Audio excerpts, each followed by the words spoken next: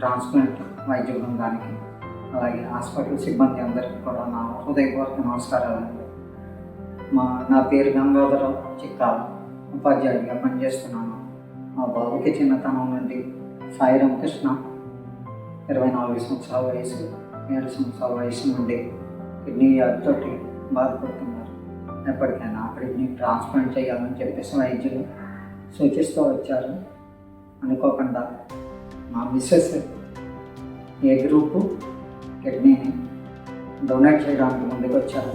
దాన్ని బాబు ఓ గ్రూప్ అయినటువంటి కిడ్నీకి ట్రాన్స్ప్లాంట్ జరపడానికి వైద్య బృందం తగిన సలహాలు సూచనలు ఇస్తూ ముందుకు తీసుకువచ్చి 23వ తేదీ డిసెంబర్న ట్రాన్స్ప్లాంట్ ఆపరేషన్ చేయించడం జరిగింది.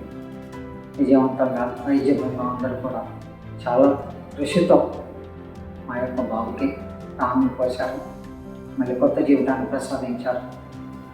ఈ విధంగా మా బాబు యొక్క ఆరోగ్యం రికవరీ కూడా చాలా బాగుందండి. ఈ యొక్క యాజమాన్యానికి కృతజ్ఞతలు తెలియజేస్తున్నానండి.